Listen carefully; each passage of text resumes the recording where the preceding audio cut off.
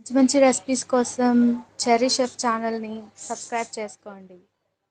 Hello Amigos, నేను మీకోసము ఎంతో సింపుల్గా ఎంతో టేస్టీగా ప్రిపేర్ చేసుకుని ఎగ్ బుర్జీ రెసిపీ తీసుకొచ్చాను. అసలు సింపుల్ వంటకం అంటే ముందుగా ఎవరికైనా గుర్తొచ్చేది అండా బుర్జీ.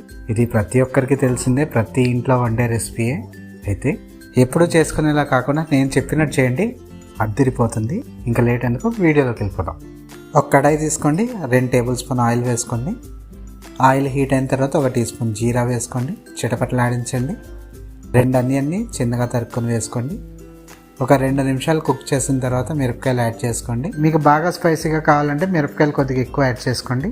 ఆనియన్ గోల్డెన్ బ్రౌన్ కలర్లో వచ్చేంత వరకు కుక్ చేయండి. వన్స్ ఇవి గోల్డెన్ బ్రౌన్ కలర్లో వచ్చిన తర్వాత అల్లం వెల్లుల్లి పేస్ట్ యాడ్ చేసుకోండి. అల్లం వెల్లుల్లి పేస్ట్ యాడ్ చేసుకుని పచ్చివాసన పోయేంత వరకు కూడా కుక్ చేయండి. ఇప్పుడు చిన్నగా తరుక్కున్న టమాటాలు యాడ్ చేసుకోండి. టమాటాలు బాగా మెత్తగా ఉడికిపోవాలి. ఇప్పుడు స్పైసెస్ యాడ్ చేసుకోవాలి. కారం, పసుపు, ధనియా పొడి, జీరా పొడి, గరం మసాలా ఇవన్నీ యాడ్ చేసుకుని బాగా మిక్స్ చేసుకోండి. ఇదంతా బాగా మిక్స్ అయిపోయిన తర్వాత 3 గుడ్లను బీట్ చేసుకుని వేసుకోవాలి. వేసుకున్న తర్వాత దీన్ని ఒక 2 నిమిషాల దాకా టచ్ చేయకండి. ఒక 2 నిమిషాలు పోయిన తర్వాత దీన్ని బాగా మిక్స్ చేసుకోండి. మనం జనరల్గా చేసుకుంటాం కదా ఎగ్ బుర్జీ, ఆ టైప్లో మిక్స్ చేసుకోండి.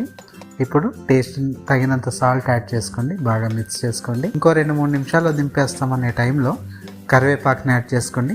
కరివేపాకుని యాడ్ చేసి ఒక 2-3 నిమిషాలు బాగా ఫ్రై చేసి దీన్ని రిమూవ్ చేసేసుకోవాలి. అంతే, ఎంతో సింపుల్గా మసాలా అండా బుర్జీ రెడీ అయిపోతుంది. చిన్న పిల్లల నుంచి పెద్దవారి వరకు ప్రతి ఒక్కరికి కూడా ఇది ఫేవరెటే. ఇలా చేసి చూడండి, ఇంకా ప్రతిసారి ఇదే విధంగా చేయడానికి ఇష్టపడతాను. వీడియో నచ్చిందా? లైక్ చేయండి. ఛానల్ సబ్స్క్రైబ్ చేసుకోలేదా? అయితే వెంటనే సబ్స్క్రైబ్ చేసుకోండి. మరొక మంచి రెసిపీతో కలుద్దాము. Cherry chef signing off.